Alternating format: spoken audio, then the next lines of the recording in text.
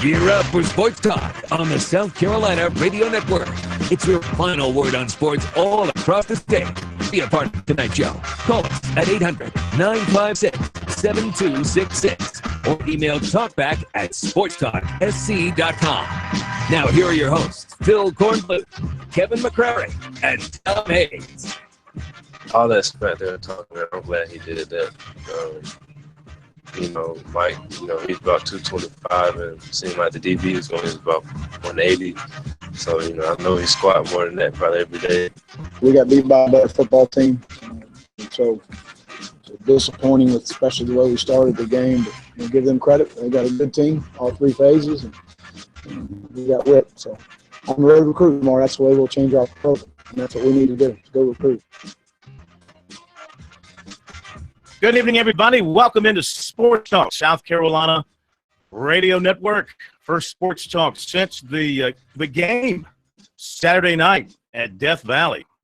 What did you think? 800-956-7266. We'll take your phone calls. 800-956-7266. Email talkback@sportstalksc.com and on Twitter at SportsTalkSC. Phil Kornbluth, Kevin McCrary. The two of us were there Saturday night. Professor Tom Hayes, he's here. He was watching. He gives us the view from his perch in his high-rise condominium over in West Columbia. Jarmart is here. Carsonova is here as well. We'll take as many of your calls as we can get to. I know a lot of you have been writing on our website, looking at stuff on our website over the weekend. We thank you. We had a record day on SportsTalkSC.com because of K-Mac's commentary related to things that were said after the game. And that's the shame, is that things that were said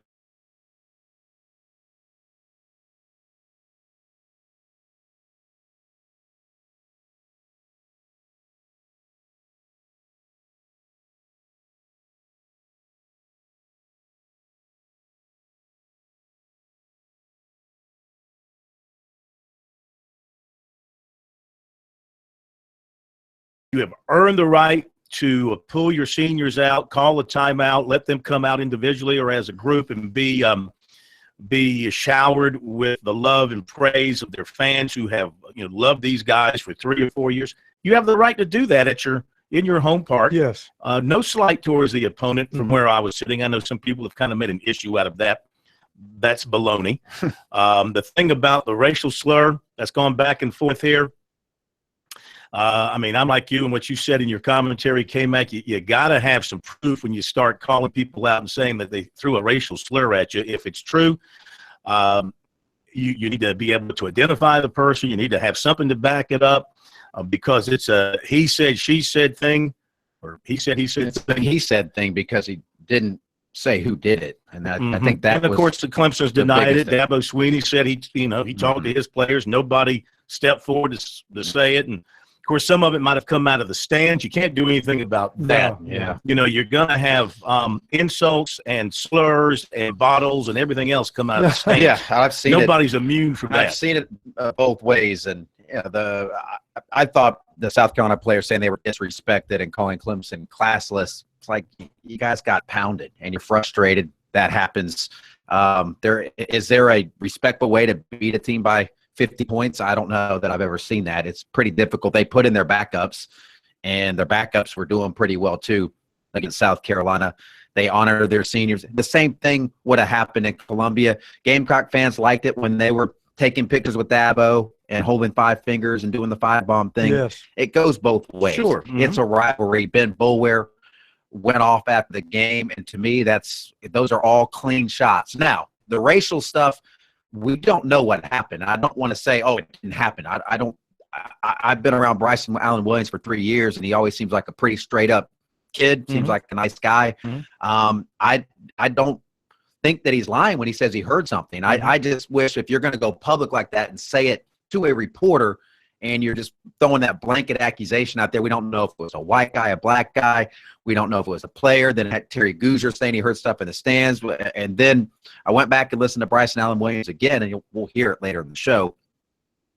he said it was said to a different player on the defensive line from a Clemson offensive lineman. So it's just when you're putting that stuff out there, I know we cover both these teams and both these programs, and I know Dabo Swinney and Will Muschamp are both guys that don't tolerate that sort of thing, but everything is amplified in this game. There was a snafu with the handshake of the coaches in the pregame. Mm-hmm. That was nothing more than just Dabo Swinney had already walked off to get in that line that Clemson does, to walk into the locker room, the all-in, whatever they call that line. Mm-hmm. And Muschamp went up there and said, they told me he's gone, and he said, okay. And he walked off. Oh, Dabo Swinney refused to shake Will Muschamp's hand, and the Gamecock fans classless.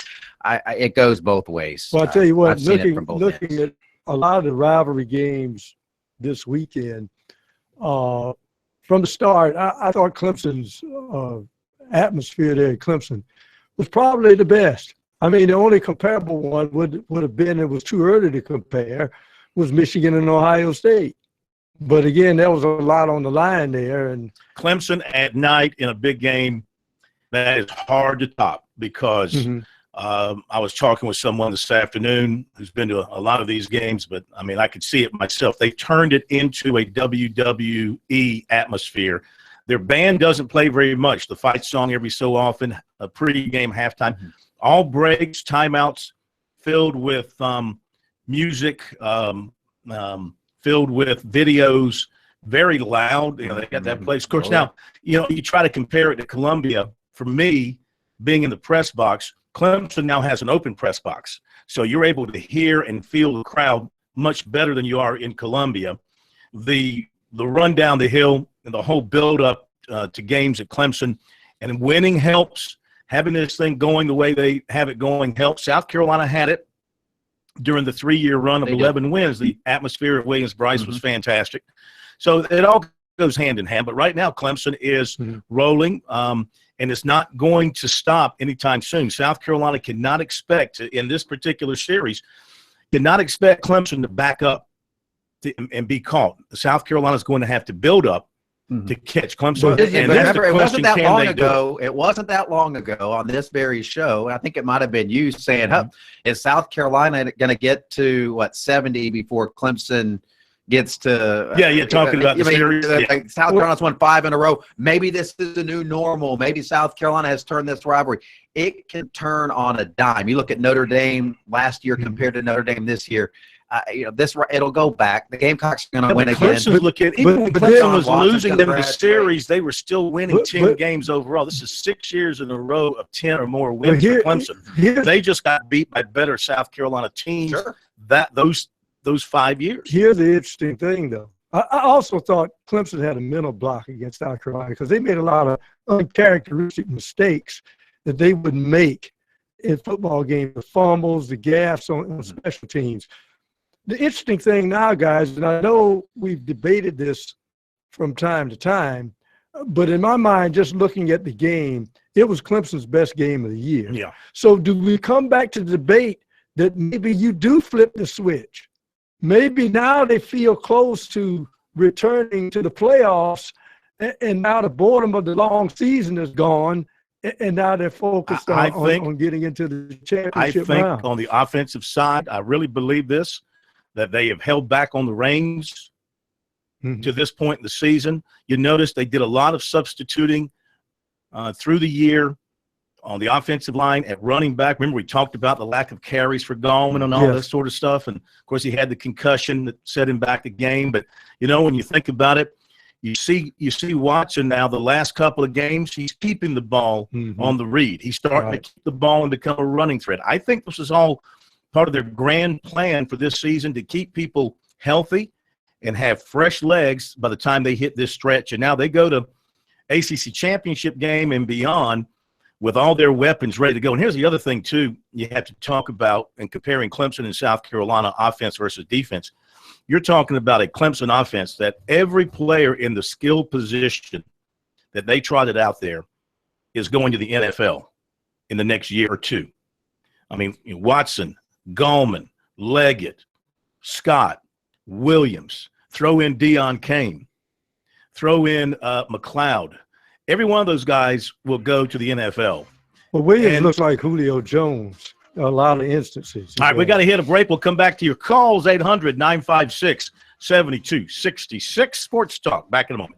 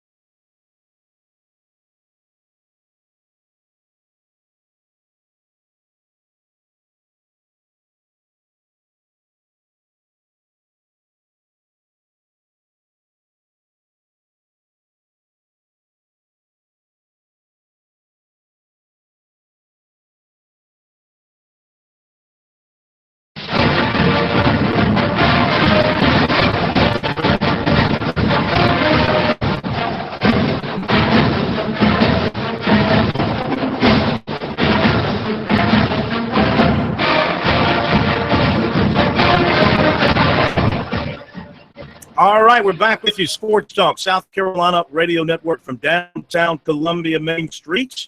Sports Talk is your sports talk show of Main Street, South Carolina, from the coast to the mountaintops. 800-956-7266. To your phone calls in just a moment. I want to remind you to beat the peak and sign up at South Carolina Electric Cooperative and save money on your energy bill.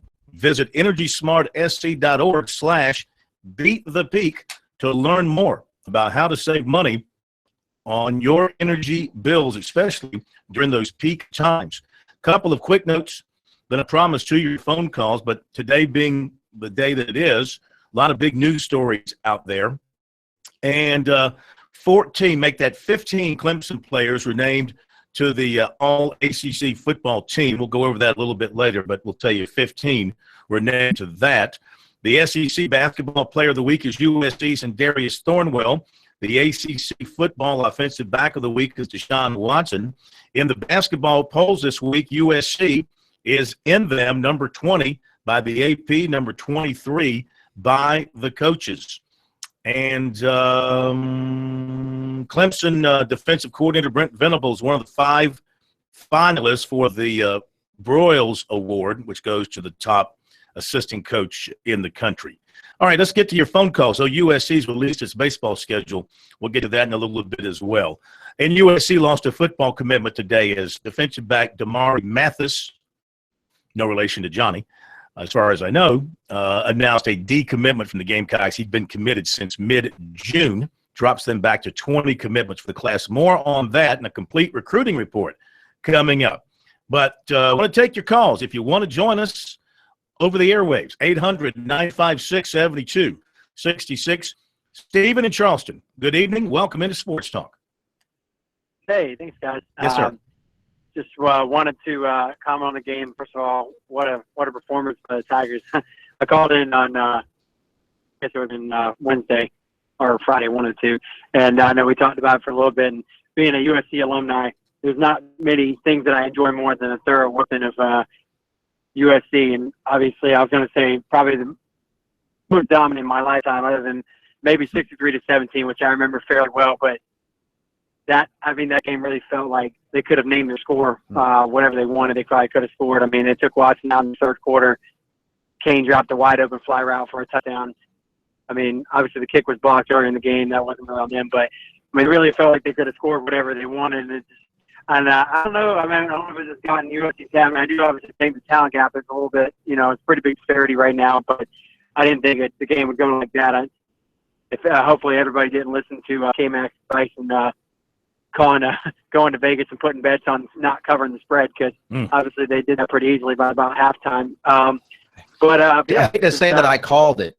Don't want to pat myself on the back too hard. I'm kind of sore, but yeah, called it. Yeah, it's funny because everybody was going that way, so I mean, it was pretty surprising. You were the only one of us to take Clemson, right, and lay the points? Weren't you the only one? Yeah, I mean, it did not shock me. And when I was in Gainesville and watched what Florida did to South Carolina, I knew they were in big trouble against Clemson. Well, a couple of things surprised me about the way South Carolina played this game. Number one, they didn't bring much fight to the fight. Mm-hmm. Number two, they didn't like the play calling early on at all. I thought they had to go in there and try and get something going with the running game, and don't put the game on Bentley's shoulders completely to start things out. They come out and they're throwing the ball deep against this Clemson defense, which is too good.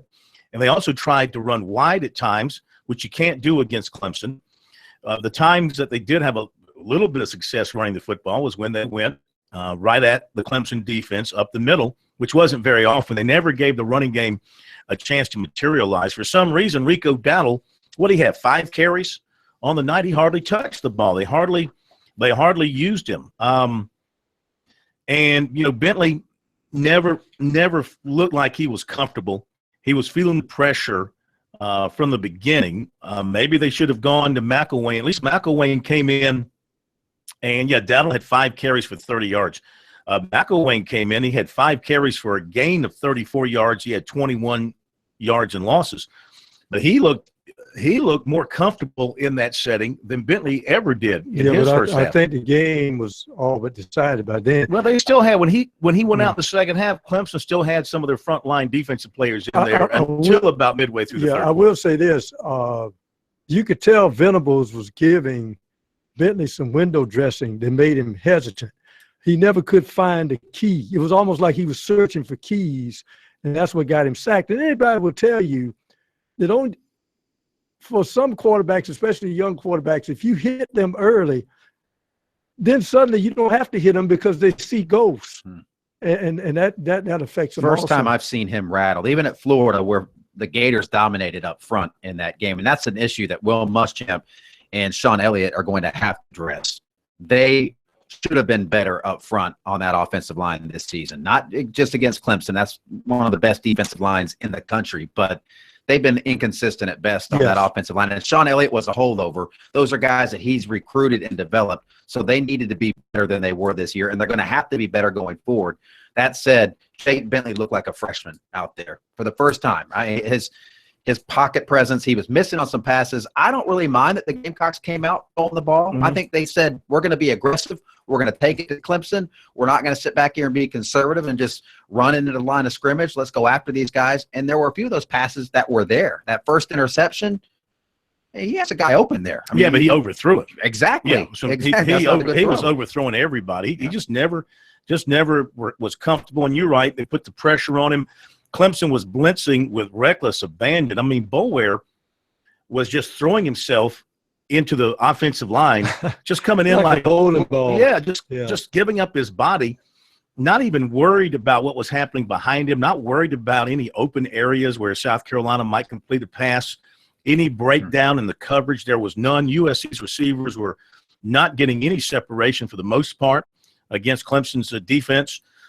You know, and how do you, as an offensive team, how do you counter that? Well, you have to. Well, I mean, you got to do something. You just can't stand there and go 3 and out every time. And you got to throw screens. You got to run draws. You got to do something to counter all that pressure coming at you. There's got to be a way to counter it, and you have to be prepared to counter it. That's why I was saying that they have to operate, and Clemson gives that to you, is the middle of the field.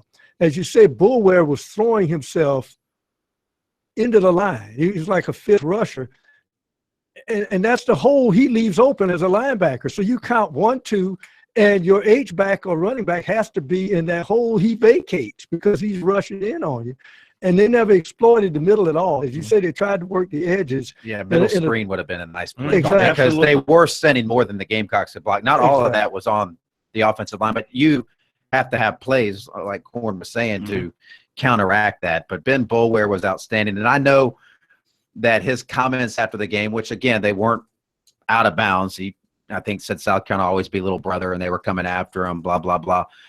That's fine, and people don't like the way he plays that pull for other teams. But Ben Boulware is the type of guy that you want on your team. You love him. And I remember when DJ Swearinger was playing for South Carolina, he knocked Andre Ellington down and flexed over him. And at the end of the game, he was pointing over at Dabo Sweeney, telling him he talks too much. And all the Clemson people said, well, they're classless. Right. You know, we'll never play like that. And my response was, that's exactly what you need to turn your program around. That's how you win those games. You have to have those people that walk the edge. And Ben Boulware is first of all, he's a good kid. I mean, he's a local guy. He plays his heart out. You want 11 Ben Boulwares on your team. Now, when you're playing against them, you hate them, but you want that kind of guy on your team that plays outside that of way. Miami.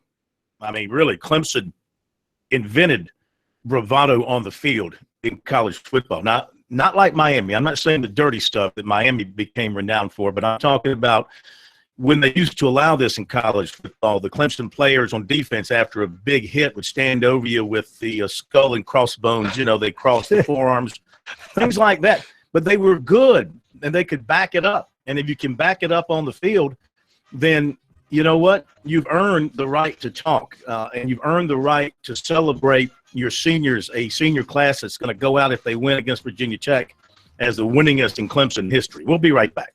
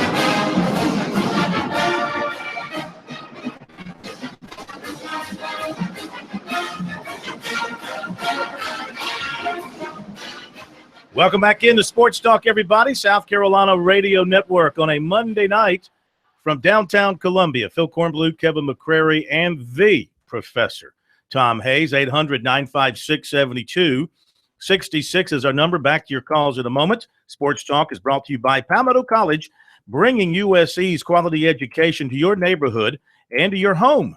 Visit palmettocollege.sc.edu. That's palmettocollege.sc.edu.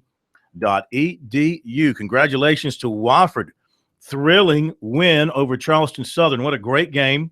They played up at Wofford on Saturday, so Wofford moves on to play at the Citadel, 6 o'clock Saturday night, Johnson Haygood Stadium, round 2 of the FCS. Congratulations to North Greenville, moving into, I think they're in the final 8 of the Division II playoffs with a win this past weekend over Tuskegee. So we have, that's 1, 2, 3. We have 4 teams still alive playing college football here in South Carolina. We, of course, will be in Orlando on Friday for the press conference leading up to Clemson, Virginia Tech, and there on Saturday for the game as well. And, of course, Wofford got that early safety. That's why that 1 point. Most people would think they went for 2. No, it was an early safety that really got them that 1 point at the end. David Shelton will join us later. We'll talk a little high school football. But tonight, the statewide award winners for the Palmetto Champions Awards were announced. The statewide back of the year is Ortre Smith of Wando, USC commitment. The lineman of the year is Noah Hannon from Greer. Specialist of the year is Presley Harvin of Sumter. The coach of the year, Doug Shaw from Palmetto. Congratulations to all. The annual banquet where these awards would be handed out is canceled for this year because of the delay in the season with the hurricane and 2 more weeks being added in the season continuing until the middle of this month. So they scratched it for this year, but those are your statewide award winners. All right, back to your phone calls. We go here on Sports Talk, and we head to, I beg your pardon, Bo in Barnwell. Hello, Bo. Welcome into Sports Talk. Hey, guys, I agree with about everything y'all said. I'm a Clemson fan, very happy. But I did see one thing that y'all hadn't mentioned I thought was a little odd, was that Bentley, bless his heart, had to go to run to the sidelines to get a play called in every play, and then he had to run back to the huddle, call the play, and try to read the defense. So I think that was a little bit. Well, let's talk about that for a second now. I had a Twitter exchange with one of our followers who said he heard on the radio that the reason that was taking place was because South Carolina was fearful of Clemson stealing their signals. I said in my conversation with him, I don't know about that. I can't believe they'd be that all concerned, about that. I thought it was more to settle him down and to help him deal with the crowd noise and getting the signal to him.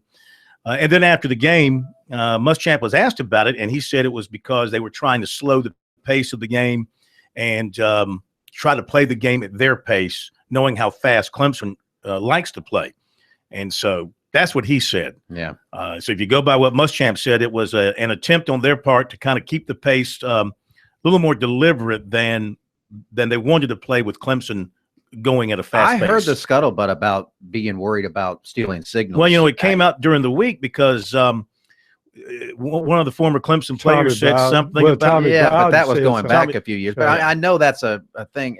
If you're worried about people stealing your signals, and come up with better signals. That's what I said. They didn't do it in the second half. Because you can slow the game down by staying in the huddle a little bit longer and letting him look at the defense, and then I really think it was the check with me, slow it down a little bit. You get lined up, and then you go back you check with me, and then you get back in there.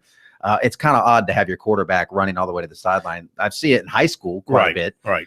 I really think besides what he said, and I take Muschamp at his word there, but I also think they were just trying to help settle him down, not have him standing out on the field with people screaming at him and staring over the sideline. And this was a sure way to make sure he got the call that they wanted until he went back to the line of scrimmage and made the call. I can't believe there wasn't a Bentley chant going on in Death Valley at some point in that game, as rattled as he was. Like I guess they didn't have kind of chant would just, you, how would you suggest a chant? There you go. Just like the Rodney chant at Williams-Brice Stadium. Jake.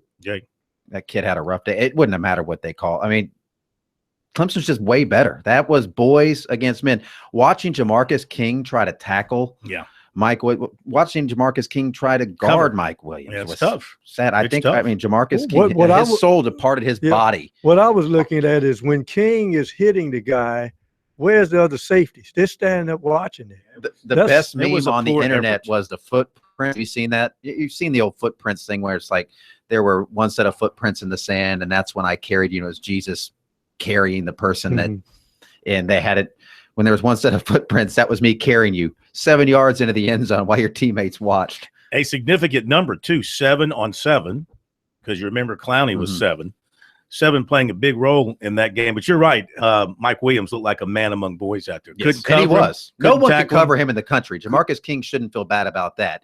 There isn't anybody in the country that can guard Mike Williams in college football one-on-one. Mike Williams could start in the NFL on Sunday. All right, back to the phones we go. It's Bill in Greenville with us next. Hi, Bill. Welcome to Sports Talk. Thanks for taking my call, guys. Yeah, man.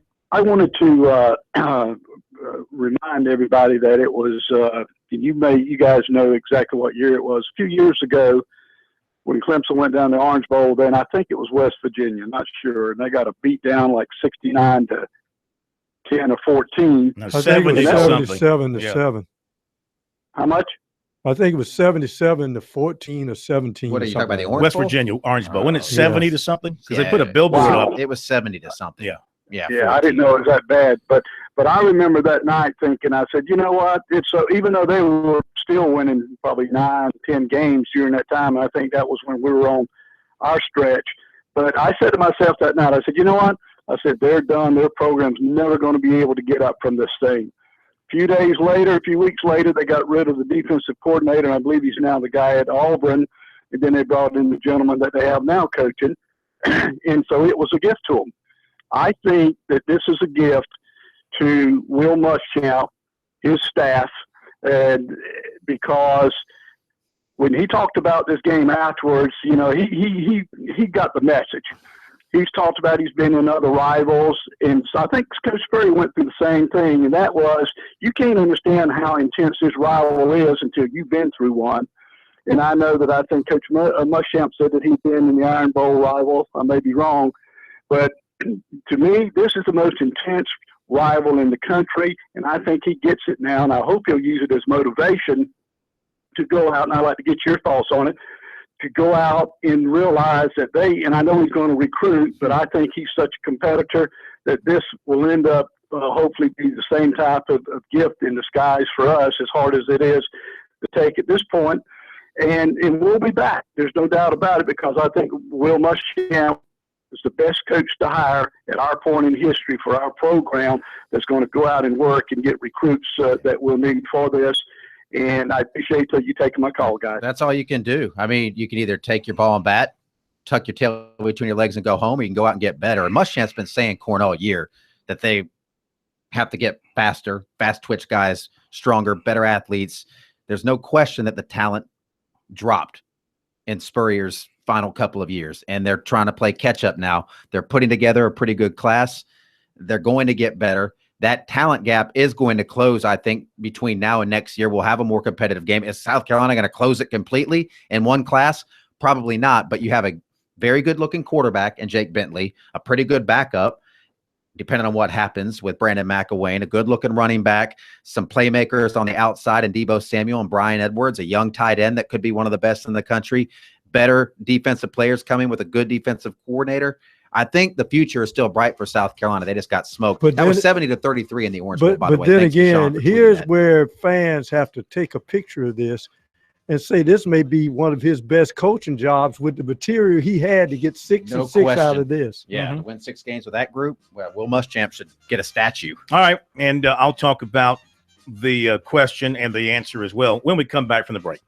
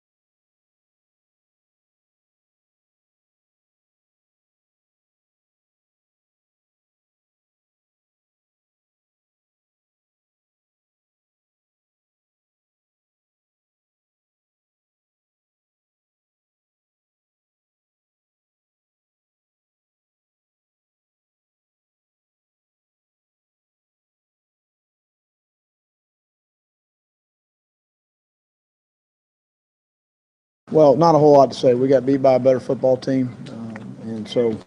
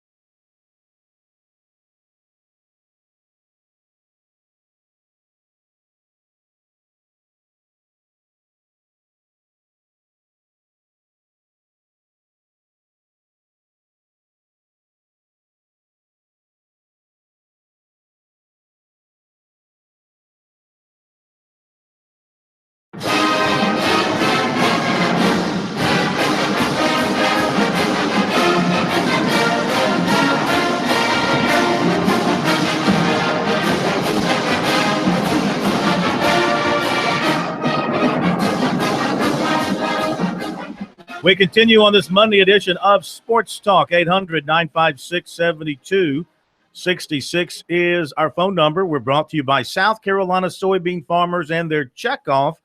Learn more at scsoybeans.org. Pork powered by soy. Got time for more of your phone calls and room for you. If you want to join in on the program, the number 800-956-7266.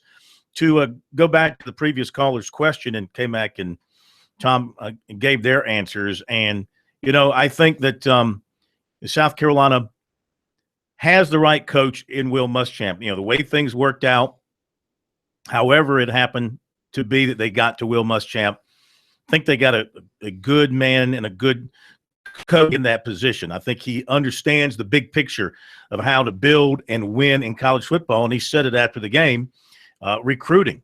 You got to go get the horses.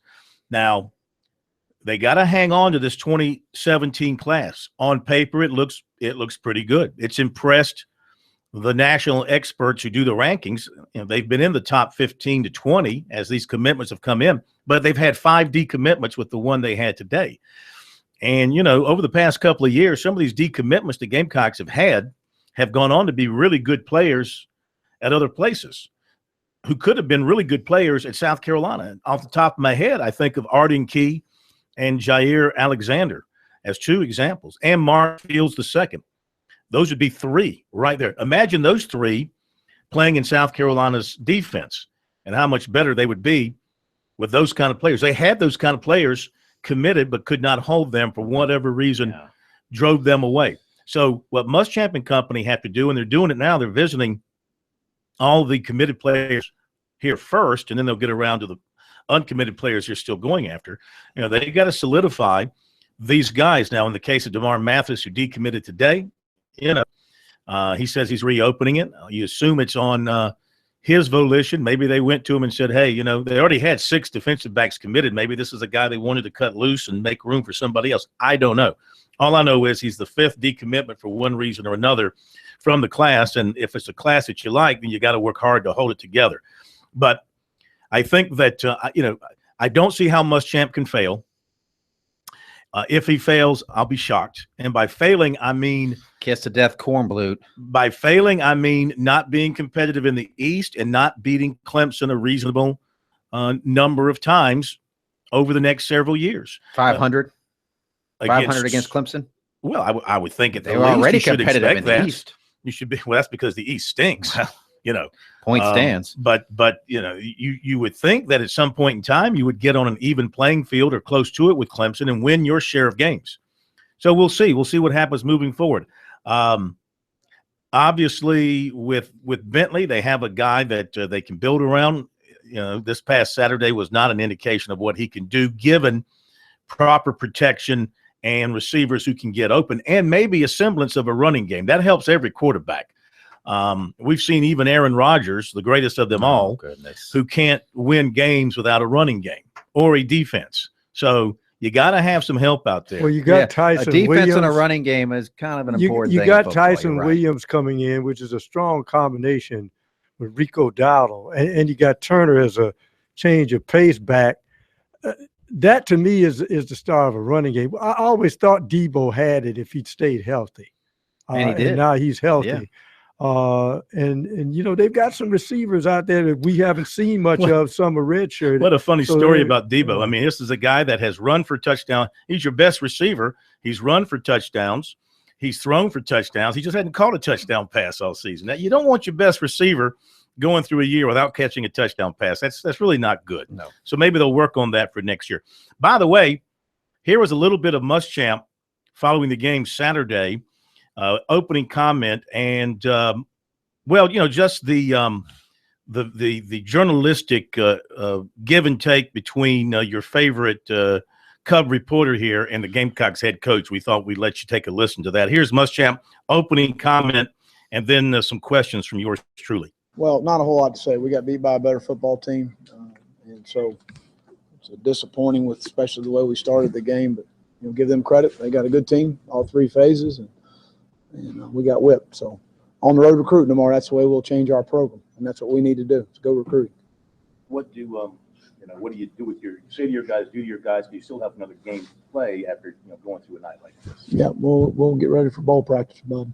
Can you foresee through recruiting getting your talent level to where Clemson is? That'll be all right. It is what it is. You came out throwing first 4 plays. I mean, was that the offensive approach, was to come out throwing? Mm-hmm. What did you think of his play when he was in there the first time? Real in-depth answers to our questions there. So I like a coach that gets right to the point. I already gotten on Will Muschamp's bad side. Oh, it happens. If you took one season before Will Muschamp stopped liking Kornblut, go ahead and collect. Yeah, that's quite all right. Didn't take long. We asked the questions, and the coach answered, and that's fine. You cover recruiting, you are not going to be liked by football coaches. Maybe it's just not recruiting. Maybe it's just I can see. There's a lot of other reasons. Maybe it's just natural animosity. I don't know. When you think about it, there's not this is not a badge of honor or anything I'm bragging about, but I mean, there really isn't a coach.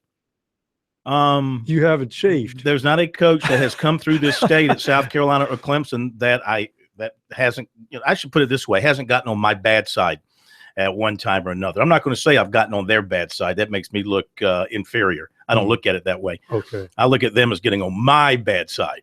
So, and I just listen from Danny Ford through Brad Scott to, I'm not sure if Lou Holtz ever got irritated with me. I don't think Lou knew enough about what was going on to get irritated. But anyway, it comes with the territory, and we take it as it comes. Recruiting coming up in a little bit. Let's get back to your phone calls, and we go next to where? Who are we going to and where? Yep, where? James in Williston. Boy, that offensive lineman from Williston that Clemson has, Taylor Hearn, he's a pretty good player, James. Yeah, he is. I watched him play a good bit. All the South Carolina players, not all the South Carolina fans are fussing, but they talking about Clemson, not winning the class and all, but I mean, you'll have quite a bit of callers like, had a guy from, North Augusta used to be at, Terry something other, but I hadn't even heard him call back in since Clemson went to winning. And, but, they did have one fan. I want to say that Ronnie fellow from North Augusta, he was a really good fan for South Carolina, and I wish South Carolina fans have a lot more people like him and stuff. And how about the Heisman race? Do you think Deshaun's back in it, or what? I just hang up and listen to you. All right, thank you. In fact, our poll question on our website, sportstalksc.com, if you have a chance, get over there and vote. Our poll question is, coming off the performance of Saturday night, where is Deshaun Watson in the Heisman race? Clear leader, 1 or 2 with Lamar Jackson, or third at best? So far, 44% say third at best, 31% say 1 or 2 with Jackson, 24% say clear leader.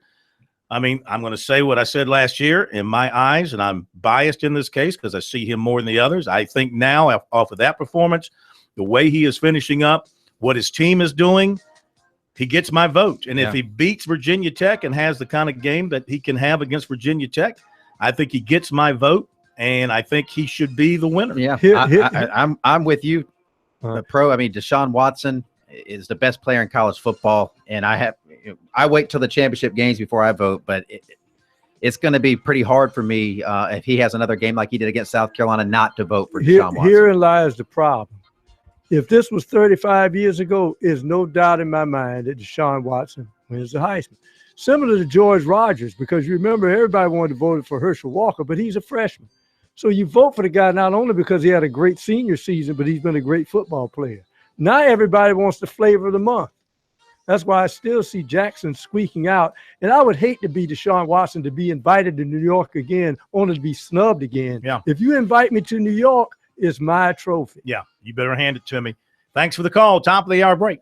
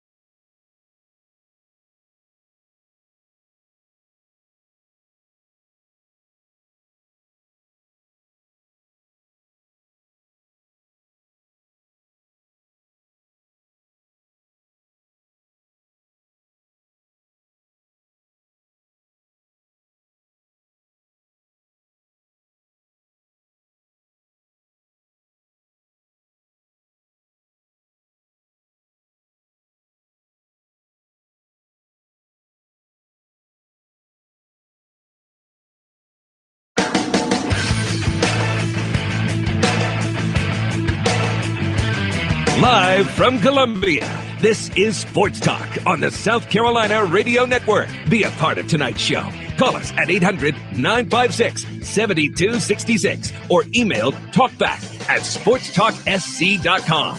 Now, here are your hosts for Sports Talk, Phil Kornbluth, Kevin McCrary, and Tom Hayes.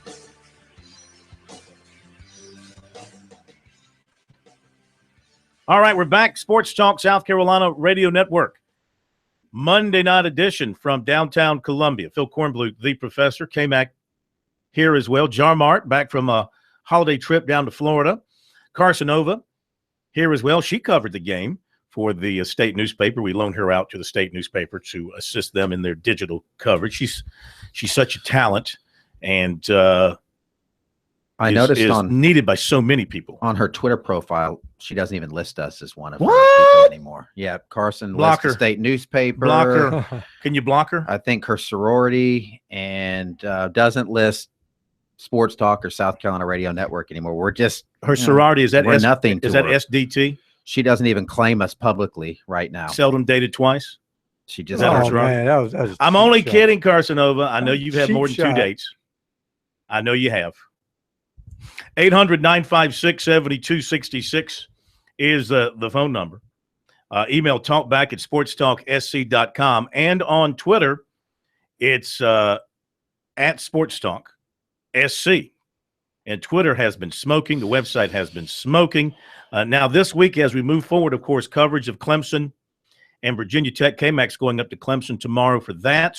We've got basketball at Clemson Wednesday night. I'll be there for that. Clemson, Nebraska. USC basketball on Thursday against Vermont. And don't chuckle, Vermont's a really good team. They've Yes. been to 5 straight NCAA tournaments. The Catamounts of Vermont. And then FIU on Sunday afternoon for USC. And what else we've got coming up? We'll catch up with the other coaches still playing ball. We'll catch up with the high schools.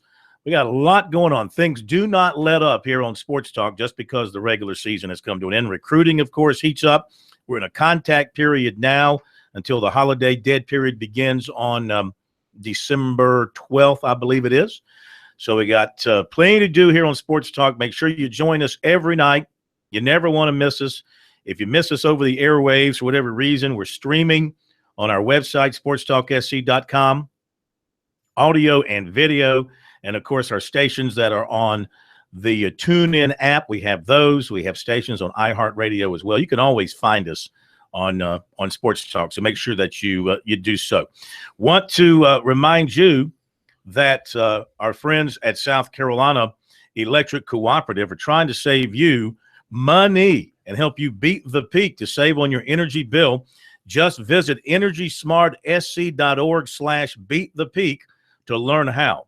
That's EnergySmartSC.org/beatthepeak. And the SC Electric Cooperative North-South All-Star Football Game, Touchstone Energy Bowl, is just a couple of weeks away. The players report this coming weekend. Even though there's still football games to go, they'll start to report this coming weekend. All of next week, Sports Talk will be at the beach covering that and leading up to our play-by-play coverage once again on the network on the, the 10th of December? Let me check my calendar here just to be accurate. Yes, December the 10th will be the annual Touchstone Energy Bowl North-South game at Doug Shaw Memorial Stadium. All right, 800-956-7266 is the phone number. Those Clemson players on the All-ACC team, there are 15 of them. On the first team, Mike Williams, Jordan Leggett, Mitch Hyatt, Tyrone Crowder, Jay Guillermo. On the offense, on the defense, Carlos Watkins, Ben Boulware, Cordray Tankersley, and Jadar Johnson. On the second team offense, wait a minute. Lamar Jackson is the first team quarterback? Yes, he is. Deshaun Watson is the second best quarterback in the ACC. My God. Christian Wilkins is also on the second Are team. you kidding me, people? No. And I hate using that phrase because that's an ESPNism, and I don't like to use those. Are you kidding me? But that is just That's an That's ESPN phrase? I mean, I know Jackson has had a fabulous statistical season, and he is a great player. But, I mean, something's got to be said about winning. Winning is what it's about. And well, there's people are holding those interceptions against Deshaun Watson. Yes. You know, there are lemmings that look at nothing but the stats when they decide who the best player is, or they look at highlights. the interceptions did not hurt Clemson in terms of wins and losses. The Pitt one was pretty bad, but he threw for 580 yards in that game, Right. 3 touchdowns. Exactly. So, okay. Anyway, second team offense. That's astonishing. Second team offense is Watson at quarterback, Wayne Gallman, Greg Hugel, Christian Wilkins on defense, Dexter Lawrence. What? The fact that Christian Wilkins isn't first team. I mean, he's an yeah. All-American, in my opinion. I know he's a freshman, but I guess you can only have so many players on your who made the first particular team on the defensive at defensive line? end? That doesn't make any sense. First team defensive end, well, DeMarcus Walker, he's pretty good. He is pretty good. Ewan Price from Pittsburgh, he's pretty good. Those are your ends. Watkins and Woody Barron of Virginia Tech are the tackles. And to the third team, we've got Artavis Scott from Clemson. And on defense, that's it. No Tigers on the defensive side. There you go, 15 Tigers. Cannot believe Deshaun Watson is not on the first team. Back to the phones we go, and it's going to be William in Columbia. Up next here on Sports Talk. Hi, William. How are you? Good evening, Phil. Yes, sir. Great show as usual. Got a quick question.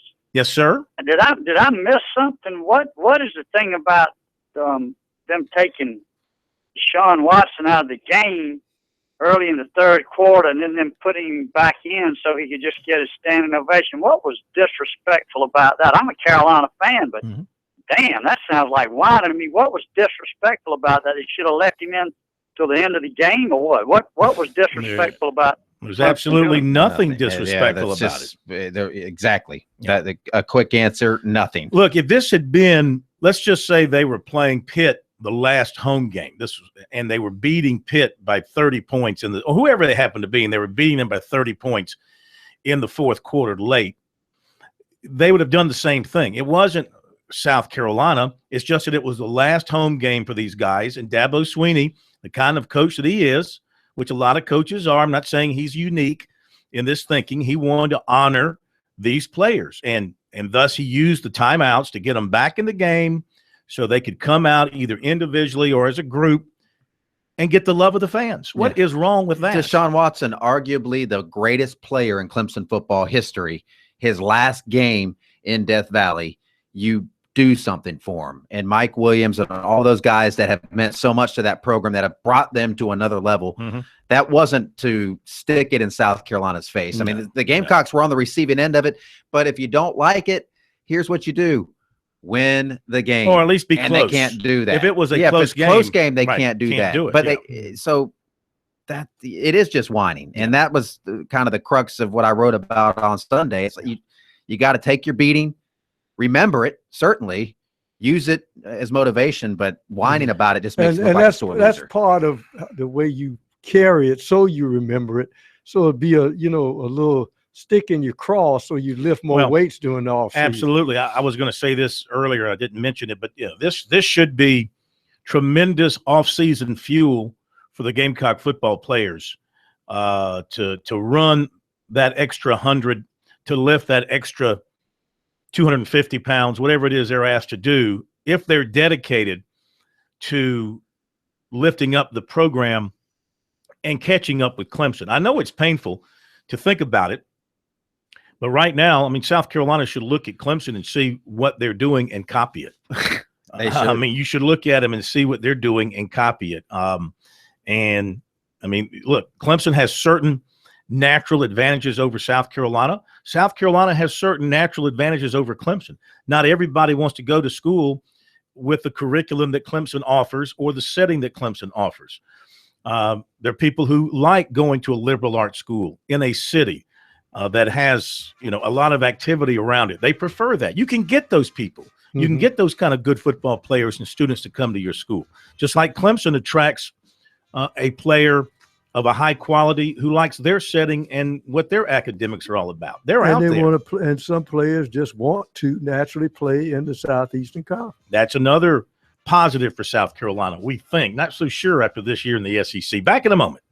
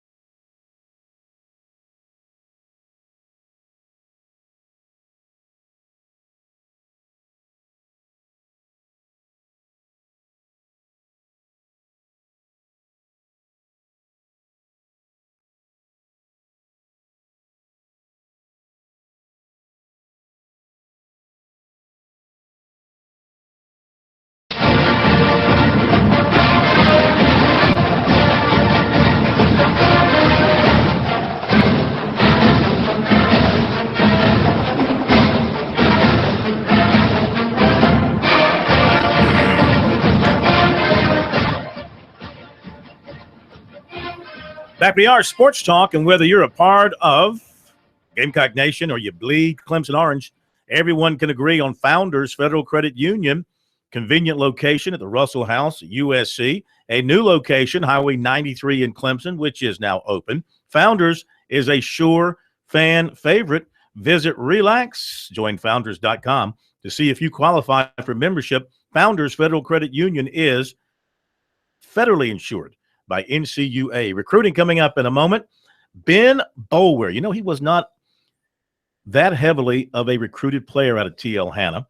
Remember first talking to him, and he had some mid-major kind of offers, and then Clemson came along and offered him, and people thought, hey, you know, why are they taking him? Da-da-da-da. He was a tackling machine in high school. Remember him in the Under Armour All-American game? A tackling machine. And he still is. And he's a tackling machine who plays with reckless abandon, and he talks with reckless abandon. Here is some of what he said after beating the Gamecocks. It kind of was just annoying throughout the week. We were being super respectful, like just giving them credit where their credit was due, and they were going to try to disrespect us, saying our offensive line was finesse, saying we're the little brother. We ran for over 200+ yards.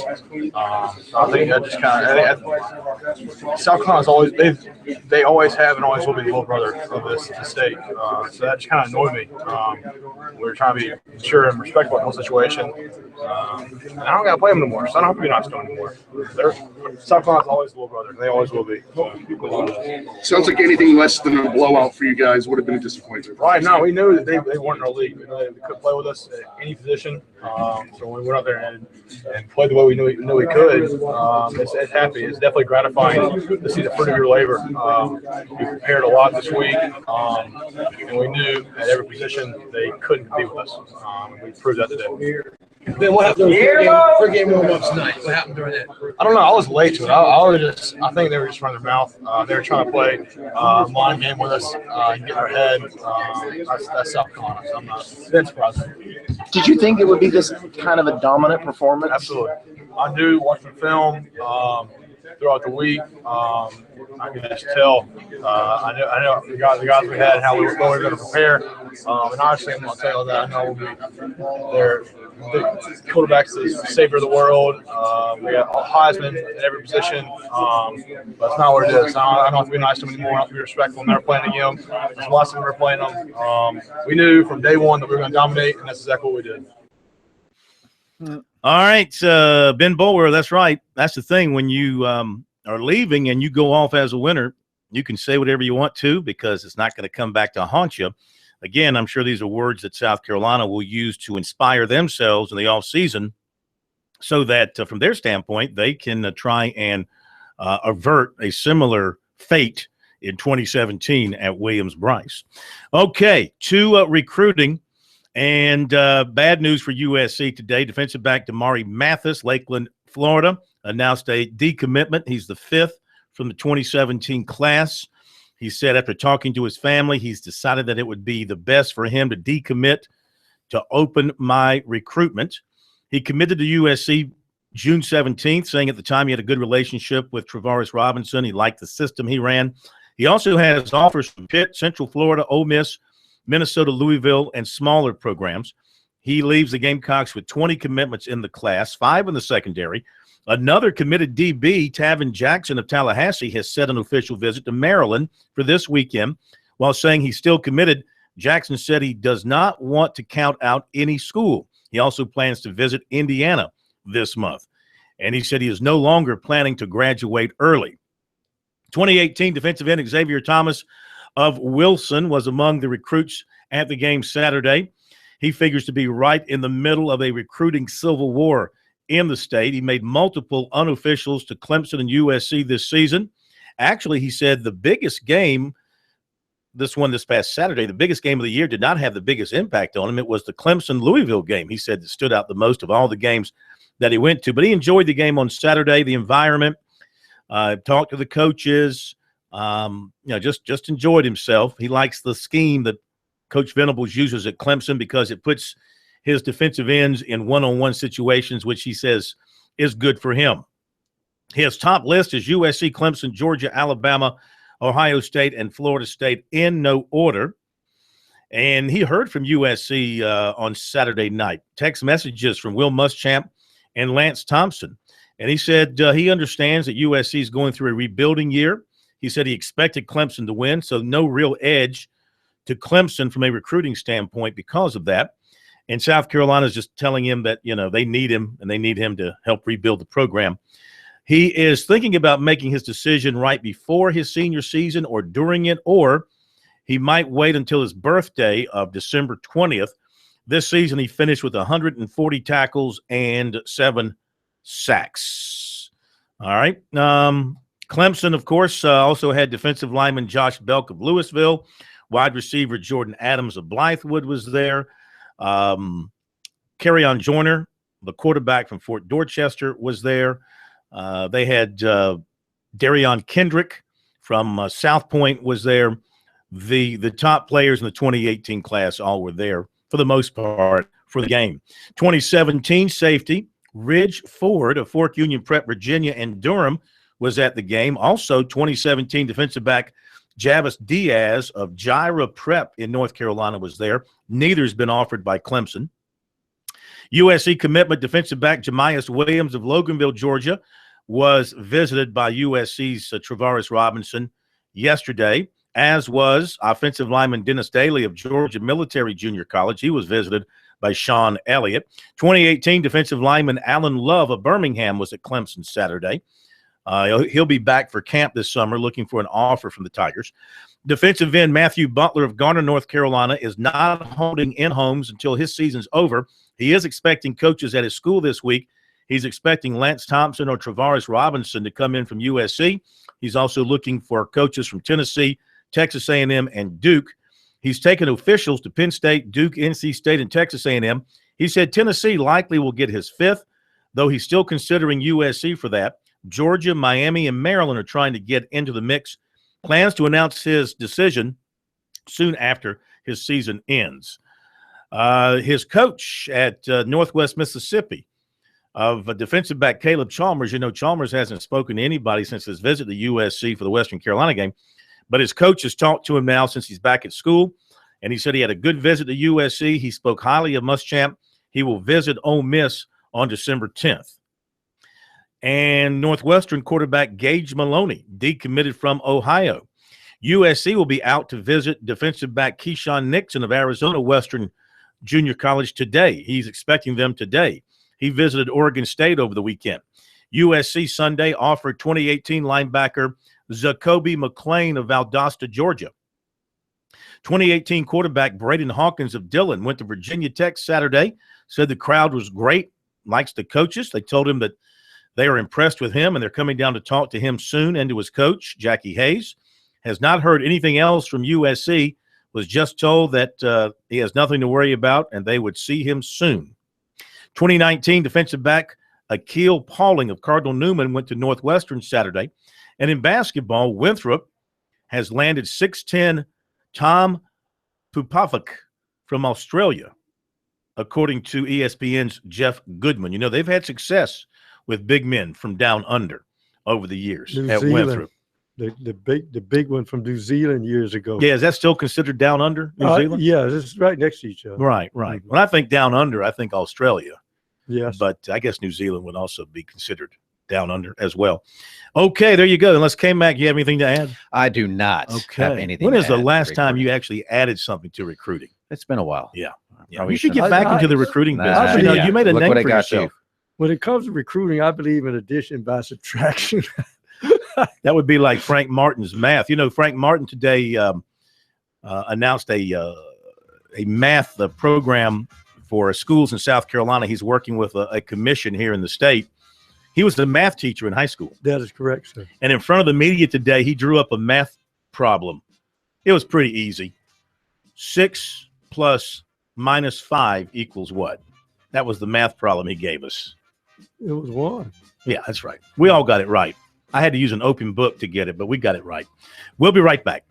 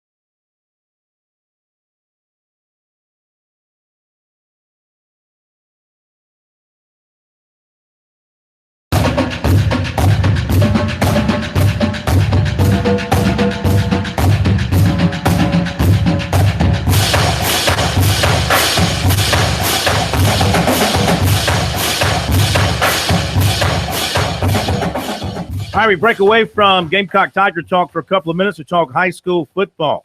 A service of Farm Bureau Insurance with new auto insurance rates from Farm Bureau. You could be saving a whole lot of money, even if you received a quote before. Rates are now more competitive than ever. Get a free quote today from your local Farm Bureau Insurance agent. We welcome in David Shelton, High School Sports Report, Charleston Post, and Courier. You know, ordinarily we would have had a press conference at High School League headquarters today, previewing state championship games on this Friday. We still have 2 more weeks to go before we even get to that.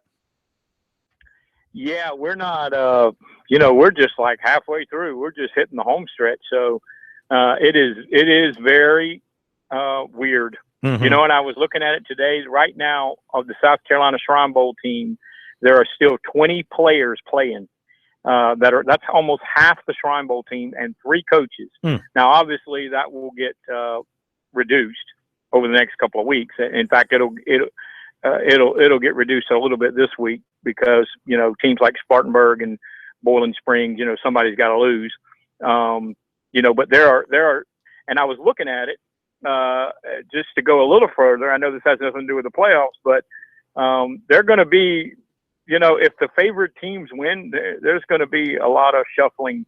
You know, the good thing for the South Carolina Shrine Bowl team, well, I don't want to say the good thing, but if you're Phil Strickland at Newberry, who's actually the head coach and still in the playoffs, he has 2 of his 3 quarterbacks available now because Darius Douglas at Berkeley lost, and Westside Jackson Williamson lost.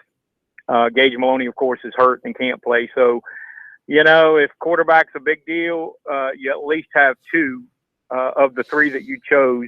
I know they'd rather still be playing, but they will be available for the Shrine Bowl now. And this will trickle down to the North-South game because the spots that the Shrine Bowl will need to fill, they'll probably go to that roster, the North-South roster, pull those guys up. North-South roster is going to lose some guys who are still playing.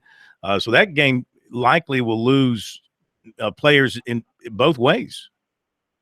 Yeah, I don't know that they're allowed to cherry pick from the roster of the North-South. I mean, but what could happen is that you'll have players that are in the North-South that get to that next week, and then so they can't play in the North-South, but then they lose. Yeah, they may be able to go to the Shrine Bowl. That would work out to where they would be honored as All-Stars. But you know, it's just it's an All-Star game, and you know, I know it means a lot to the kids and to the people who put the games on, but you know, this is a special situation. Let's make sure the high school championships get decided, and you know, whatever happens in the All-Star games is just gravy, really. Yeah. All right, now, boy, we had some surprises on Friday night. I guess in 5A, Dorman beating Westside, knocking out a team that has just had a great year. Gaffney moves on.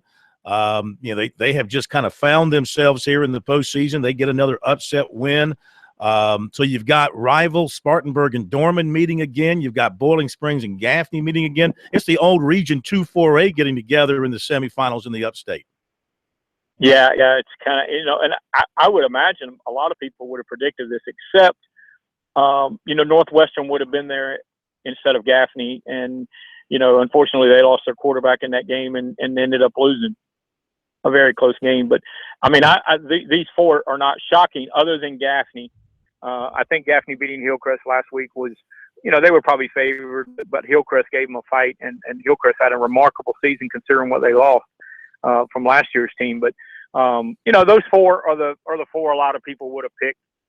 Other than Gaffney, I think most people would have had Northwestern in Gaffney's spot right now. All right, the other side of the bracket, Conway and Spring Valley. This Conway team, maybe a bit of a surprise to still be hanging around. You've got Fort Dorchester, other side, White Knoll, and Dutch Fork. I tell you what, if we get to if Form holds Dutch Fork and Fort Dorchester getting through to the lower state finals, that'll be a heck of a showdown.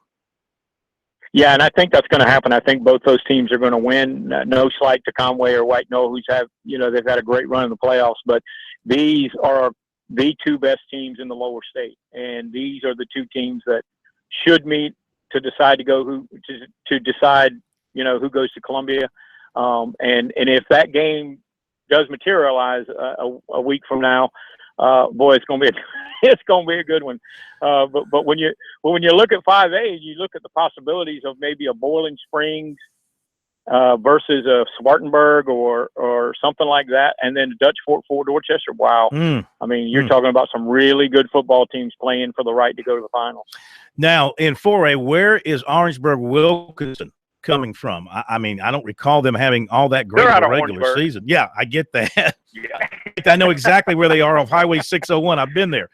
But how have they, they've won 2 playoffs games. What have they turned to get it going? They won them both on the road, and they won at Marlboro County. And then I was at the Berkeley game. Where they beat Berkeley. I mean, up and down the field.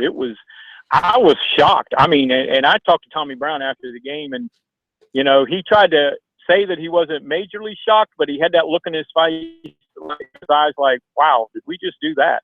I mean, they dominated the football game. Their offensive line was outstanding. Their defensive line got pressure on Douglas, made him run around and throw on the run.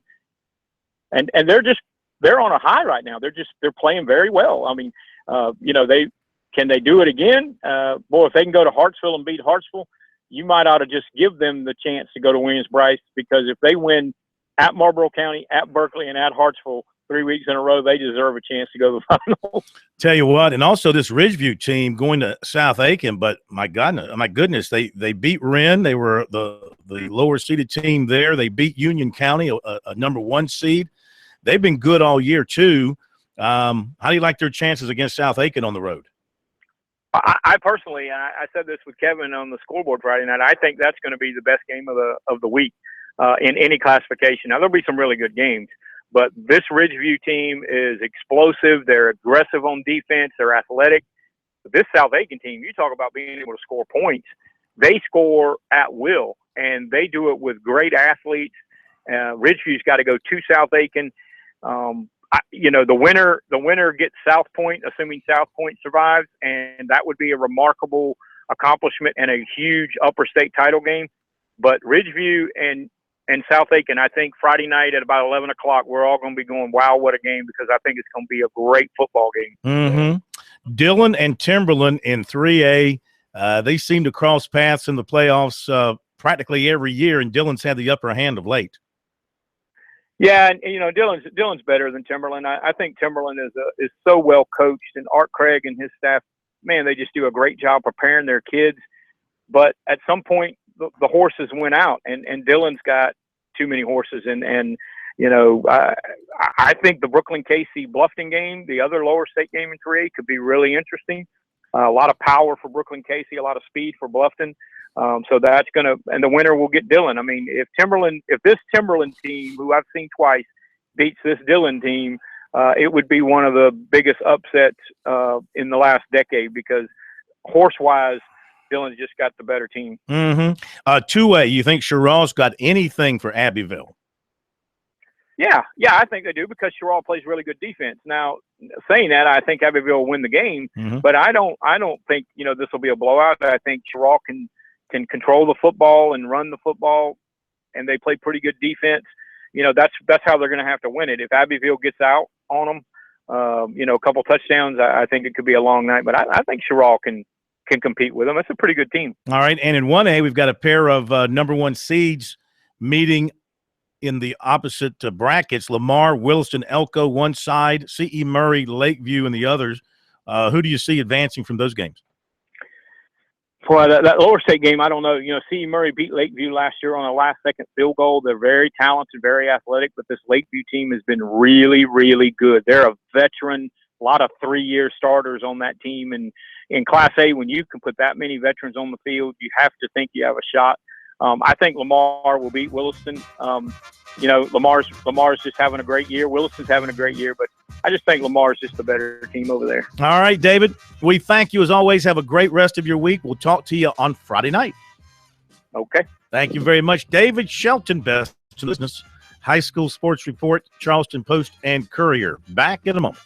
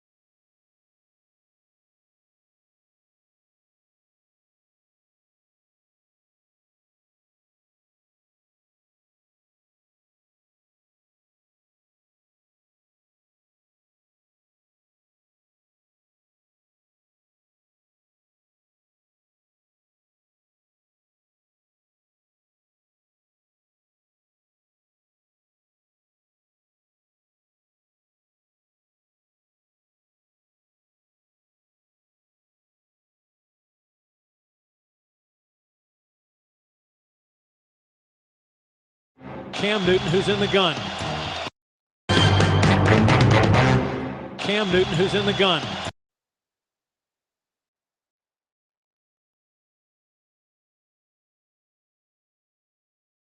A passing formation, a passing personnel grouping, and it will be a throw. Newton.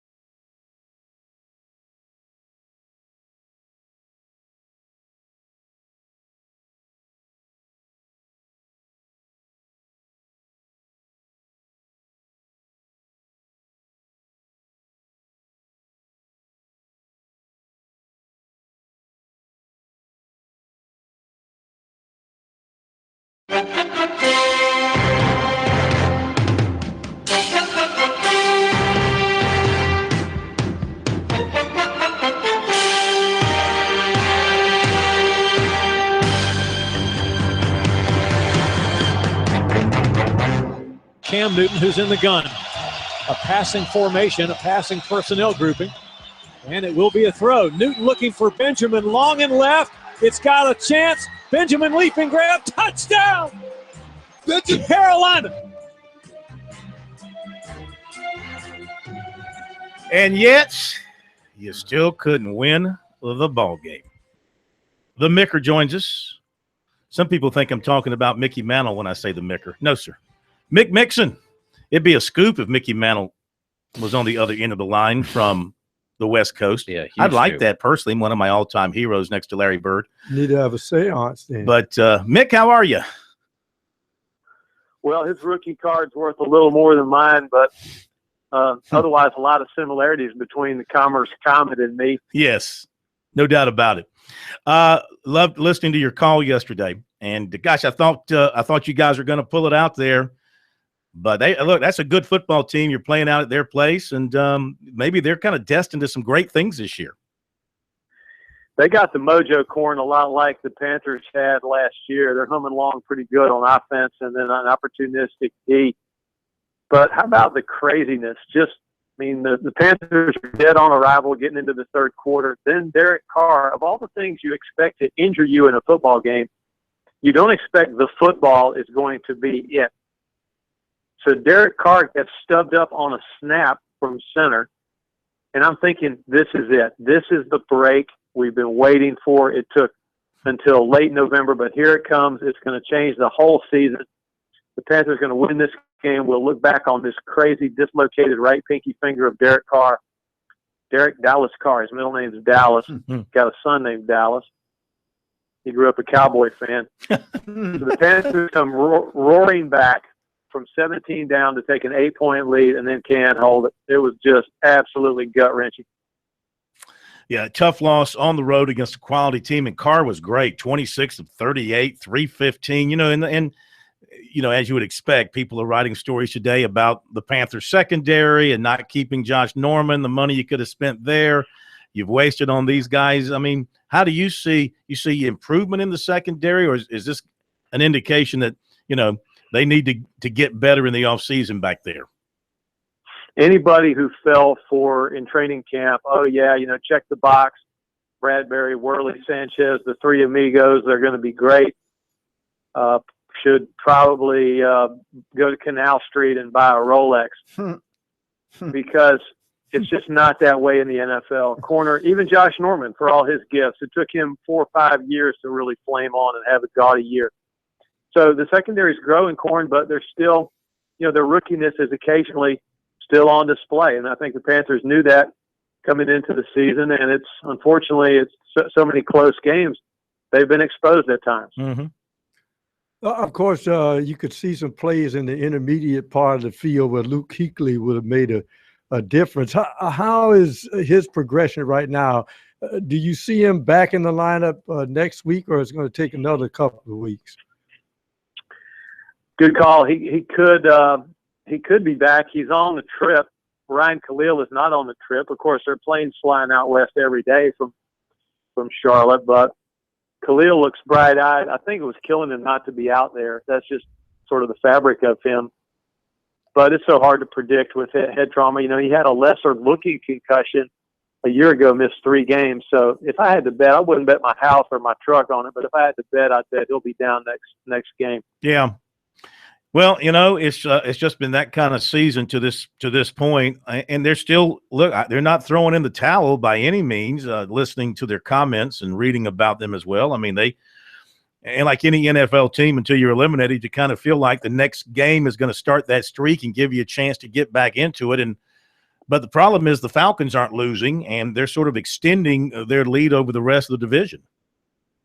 The schedule favors them too, Corn. They've got more of their challenging games are in Atlanta, and the Panthers are just running out of time. I mean, there is still time, and because of the intellectual horsepower that your show generates, you must not allow anyone to advance the asinine theory that the Panthers will tank or purposely not try to win any of these remaining 5 games in order to jockey for a higher round draft pick. I'm afraid you're falling to the fate of the loser in the Super Bowl. We talked about this, remember, at the beginning of the year? The loser of the Super Bowl the next year, the large number of them don't make the playoffs. How do you argue against that? I mean, the Panthers look like Exhibit A here once again. Yeah, the sample size is, I guess, large enough where you have to consider if there's any science behind this. It does. I'm telling you this. I mean, I never would have believed it until we experienced it. Losing the Super Bowl puts a funk on you that is hard. It's a hangover that is really hard to shake off.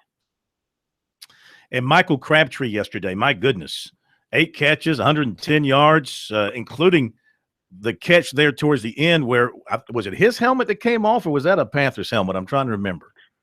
I think it was his helmet. Yeah. The Panthers are in cover 2 with the Mike down the pipe, the Tampa 2. Oakland goes 3 by 1.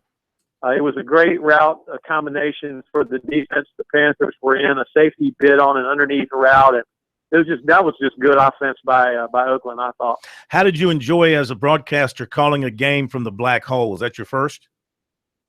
Second time. Panthers were out here in 2008. It's kind of neat. You being a baseball fan, Corn, to be out here where where Charlie Finley's A's had their reign of terror, and just to walk some of those footsteps, it's kind of historic.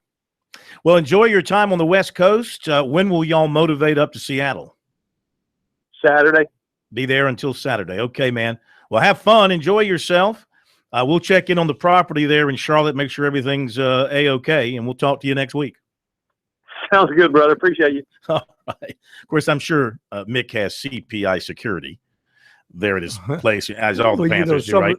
I watch those commercials. Does personally come and protect you when you. Some of the most loyal fans in NFL history, because this is a fan base who, when the team pulled up stakes and moved to Los Angeles, most of those guys in the black hole were in the stands in Los Angeles. They used to just sit there and say, you may think it's your team, but it's still Oakland's team. Hey, reminder coming up a week from Saturday, it's the South Carolina Electric Cooperative Touchstone Energy Bowl. We'll be there to cover it for you here on South Carolina Radio Network, and you can beat the peak and save on your energy bill. Visit EnergySmartSC.org/beatthepeak to learn how. This news note to pass along, we've been doing some work on the allegations of racial slurs toward USC players while at Clemson on Saturday, and exchanged messages with both Ray Tanner and Dan Radakovich. And Tanner confirmed that he had been in contact with Radakovich, and then Radakovich responded to us. He'd been in meetings at the out in Dallas, the CFP meeting, so he just got back to us. And he said that he did talk with Dabo Sweeney and also Ray Tanner on Sunday, quoting Dan Radakovich, based on those discussions and the information at hand, I consider the matter closed.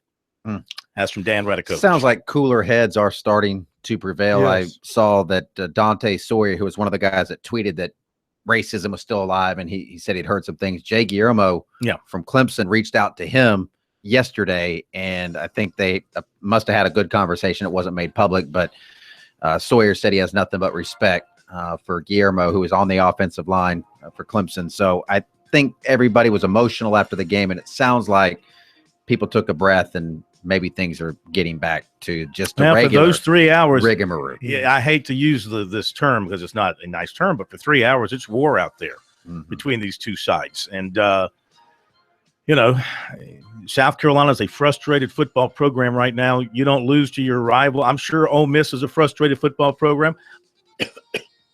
Tennessee's probably a frustrated football program. Oh, that's the most frustrated program. Vanderbilt looked lights out in that fourth quarter. By the way, basketball team that doesn't take a rest, the running shooters of Citadel 45, Presbyterian 39, with about a minute to go in the first half. All right. Hey, you know what? We got a Talking Tuesday tomorrow with Dabo and the Tigers talking. We'll have it covered for you here. Have a great night. See you tomorrow.